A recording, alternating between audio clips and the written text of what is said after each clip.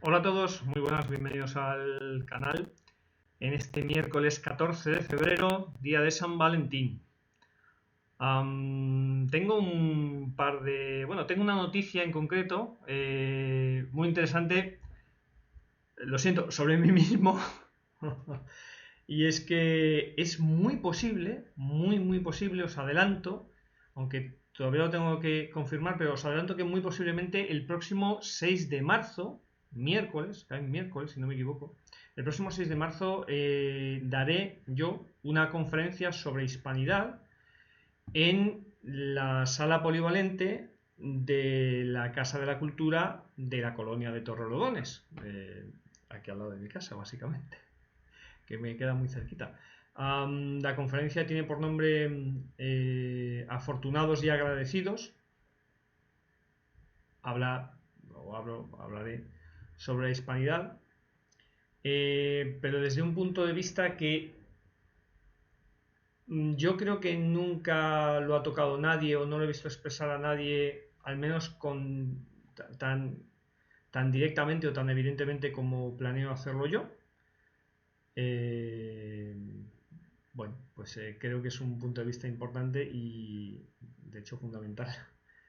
Y os lo quiero compartir con vosotros, así que por favor, venid a apoyarme, a apoyarme. Apuntaos esta fecha, el 6 de marzo, seguramente a las 7 o 7 y media de la tarde, en Torrelodones, en la Casa de la Cultura.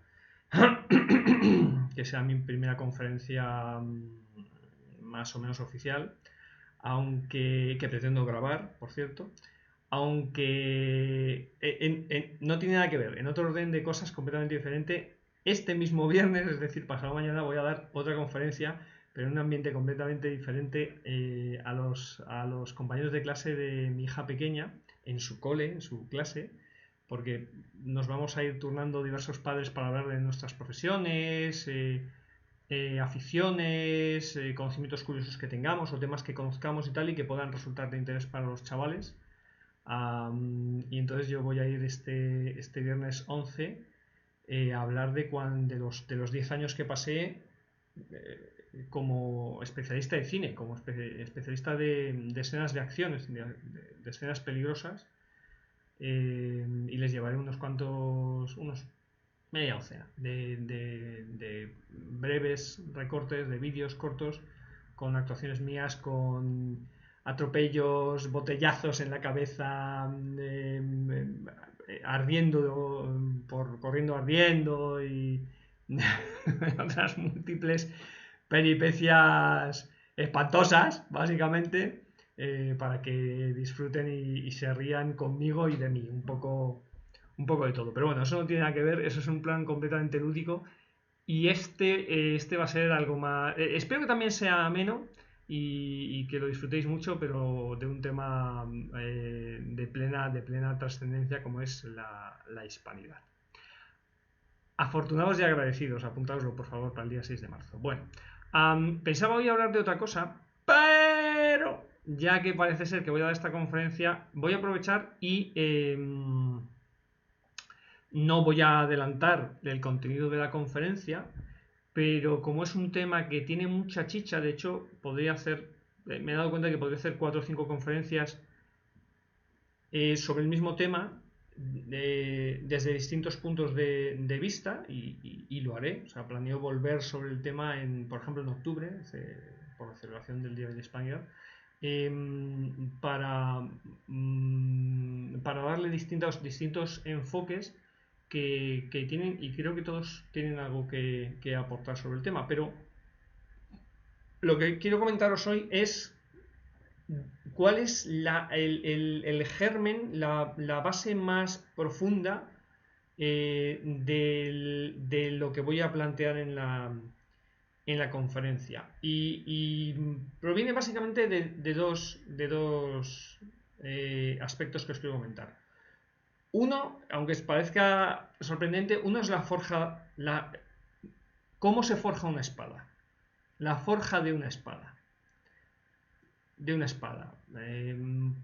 Espada como símbolo de la mejor arma que se ha utilizado, el mejor tipo de arma que se ha utilizado durante la historia, durante gran parte de la historia, hasta la invención de las armas de fuego, como expresión del alma de un guerrero, dicen.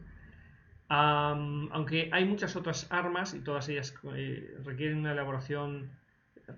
cierta elaboración y lógicamente cuanto mejor era el artesano, pues mejor era la espada.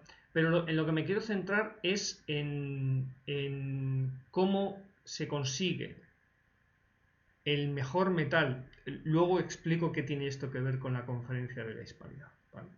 Pero cómo se consigue el mejor metal para hacer las mejores espadas artesanales.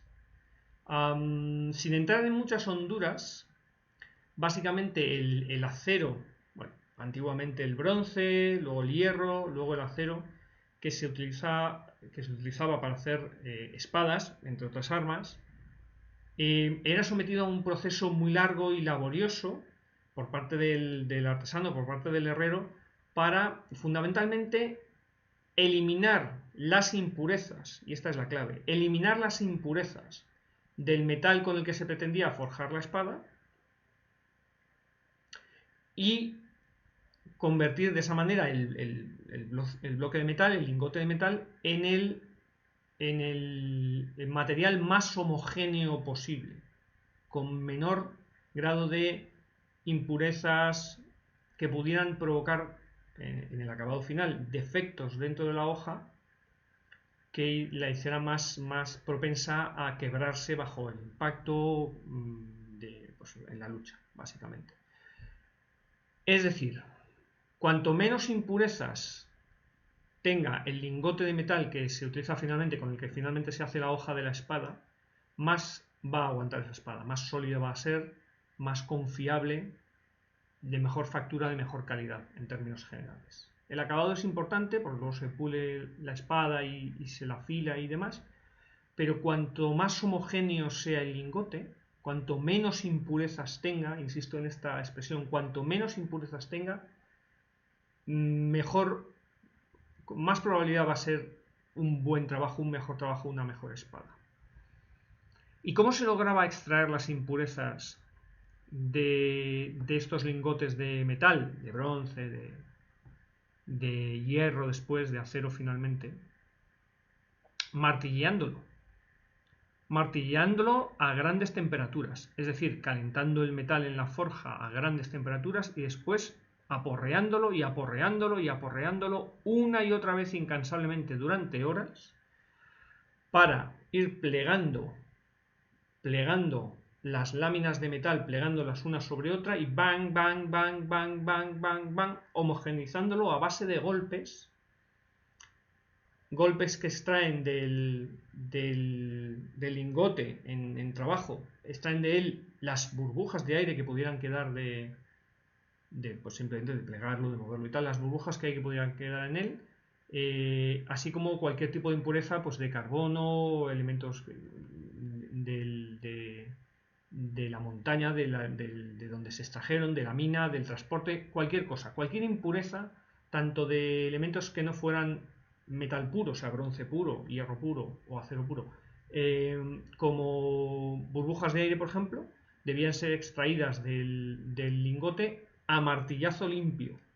El metal debía estar muy caliente para que fuera maleable, con lo cual se calentaba y se golpeaba, se calentaba y se golpeaba. Y así durante muchas horas. Cuantos más procesos de trabajo, de laminado, de golpeado hasta dejar hecha la lámina, sufriera una espada, más tiempo tenía que dedicar el artesano y de mejor calidad sería el resultado. Si no recuerdo mal, el máximo número, creo yo recordar que el máximo número de veces que se hacía un laminado completo, plegado otra vez y vuelto a laminar, era de 8, que es una barbaridad, son un porrón de horas trabajando para laminar aquello 8 veces. O sea, haces la hoja y luego la doblas y la vuelves a porrear y así hasta 8 veces. Eso solo se hacía para las espadas de máxima calidad. Para las espadas vulgares y corrientes para equipar, por ejemplo, un ejército muy numeroso, pues se hacía una vez y ya. una vez y luego se afilaba porque es que no se podía dedicar tanto tiempo a cada espada, porque además que, primero porque era para equipar a miles de soldados y luego porque no te lo iban a pagar, o sea, el ejército no podía pagar, ningún ejército puede pagar una espada maravillosa para cada soldado de a pie de sus tropas. Las espadas para la tropa pues tenían un trabajo y las espadas superiores pues tenían 2, 3, 4, ya digo, las de máxima calidad quizás hasta 8, si no recuerdo mal. Y permitidme el símil, pero yo creo que la clave de esto es que eso es lo mismo que la vida hace con el ego de las personas. Lo que el herrero hace con la forja de la espada, con el lingote que luego se transformará en una espada, es lo mismo que hace la vida con nuestros egos. Nos golpea y nos golpea y nos golpea y nos golpea y nos golpea y nos golpea mientras va eliminando las impurezas. Los más sabios de nosotros, que son 3 o 4, los más sabios de nosotros son capaces de aprender en cabeza ajena. Experimentar en cabeza ajena. O sea, es cuando ves que alguien comete un error o sufre una desgracia porque no calcula bien, porque comete un error, porque toma las decisiones equivocadas, porque no mide bien la situación. Si eres capaz de aprender de su error, todo eso que te has ahorrado, todo el dolor que te has ahorrado. Si eres capaz de aprender de esa manera los grandes mensajes de la vida, los grandes aprendizajes, las leyes fundamentales de la vida y de la convivencia, pues bendito sea Dios. O sea, eres sabio y privilegiado. Por ejemplo, si eres capaz de aprender que no se puede salvar a nadie. Por ejemplo, que no puedes salvar a nadie de sí mismo. No puedes salvar a nadie de sí mismo. Date con un canto en los dientes por salvarte a ti mismo. No puedes salvar a tu mujer, no puedes salvar a tu marido, no puedes salvar a tus hijos, no puedes salvar a tus padres, a tus amigos, no puedes salvar a nadie, absolutamente a nadie que no quiera salvarse. Puedes ayudar a alguien a que se salve a sí mismo, a que deje el alcohol, a que deje las drogas, a que deje una situación tóxica, a que cambie de vida. Puedes ayudar a alguien, eso sí, pero él tiene que quererlo. Si no, lo único que hace es atraerte dentro de su toxicidad y consumirte a ti también.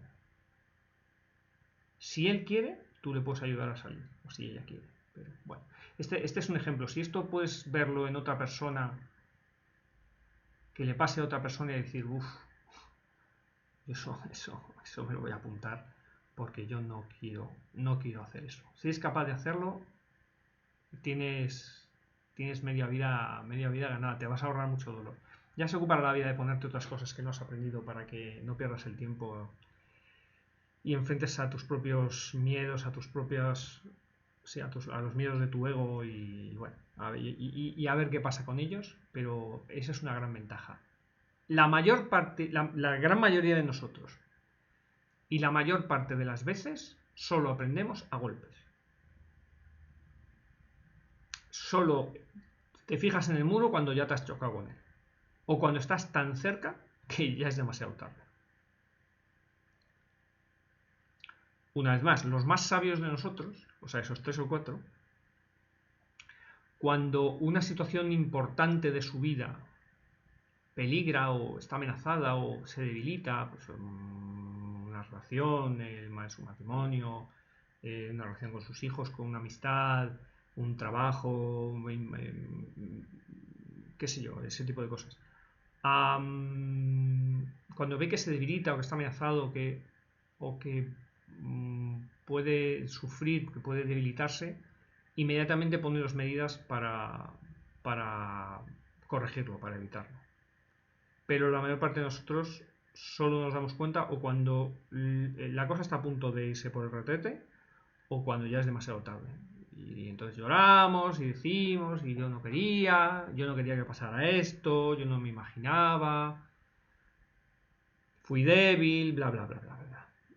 Y aún así, en ese momento tienes que elegir si decides que no te va a volver a pasar, o si te dices a ti mismo que no ha sido culpa tuya, te mientes a ti mismo y te dices que no ha sido culpa tuya y que es que la vida, es que la gente...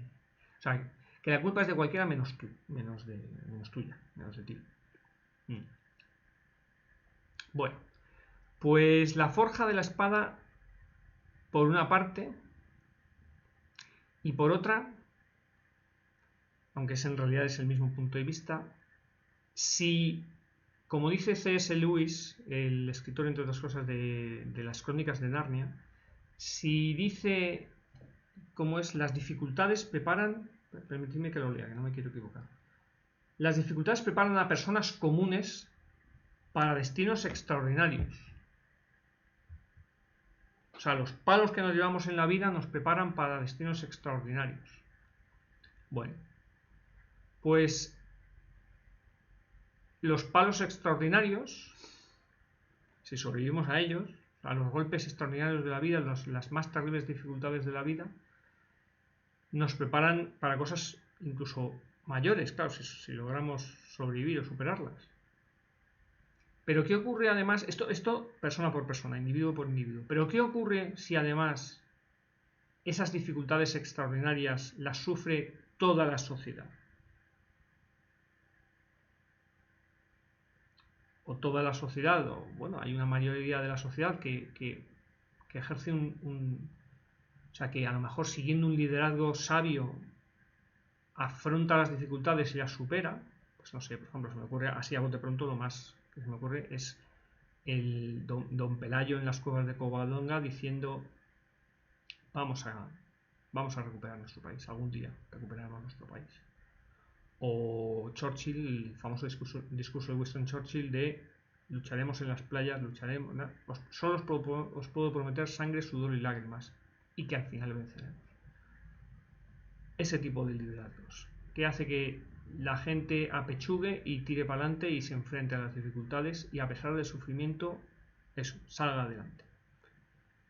Pues si esos grandes sufrimientos que mueven el corazón y el cimiento de toda una sociedad, de toda una cultura, de todo un pueblo,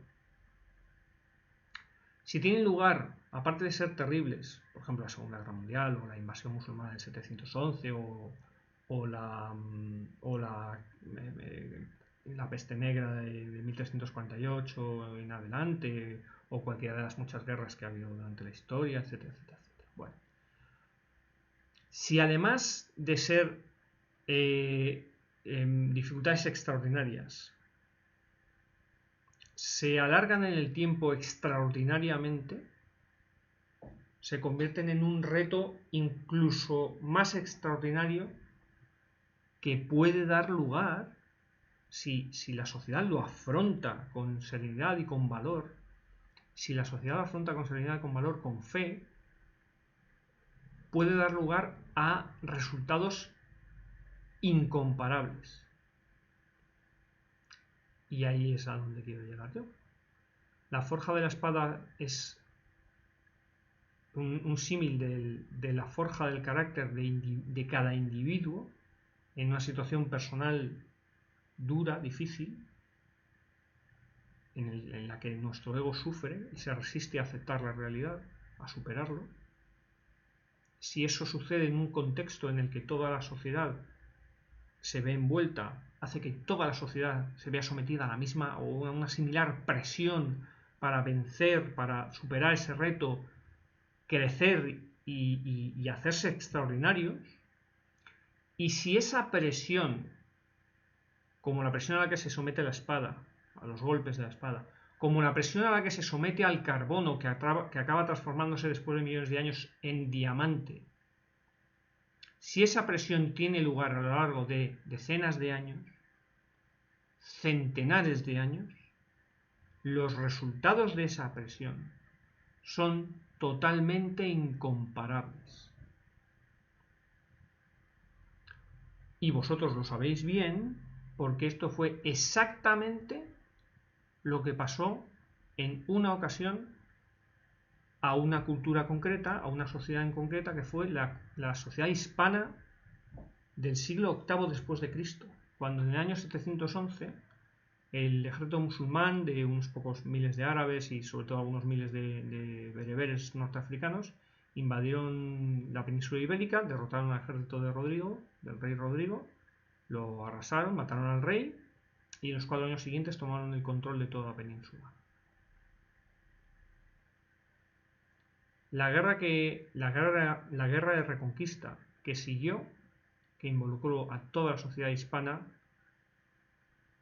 y que nos sometió, les sometió a una presión inmensa. Esa presión no solamente fue incomparable, porque todo el país fue sometido a unos extranjeros que además profesaban una religión extraña y que no era, y con la que no se podía convivir.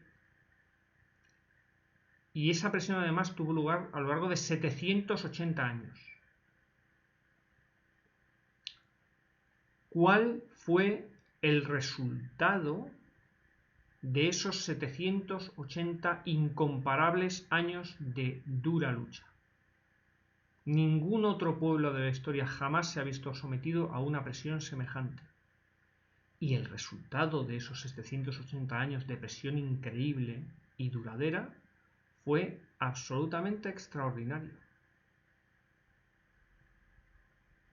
Ahora diríamos que valió la pena. Pero claro, hay que estar en la piel de todas las personas que vivieron en aquel periodo. Y de esto es de lo que trata. Aquí es donde comenzaría mi exposición. Así que si te gusta el tema, pásate el día 6 de marzo. De todas formas voy a confirmar que los datos son correctos, 6 de marzo a las 7 o 7 y media, bla, bla, bla, bla, y dónde y todo, lo seguiré confirmando en los próximos días para que no se me escape ninguno y vengáis a verme, que me hace mucha ilusión, caramba, es un orgullo y un verdadero placer. Que tengáis muy buena tarde y prometo regresar sobre el tema, por supuesto, no os vais a librar fácilmente de que os lo repita. Bueno, un saludo a todos, adiós.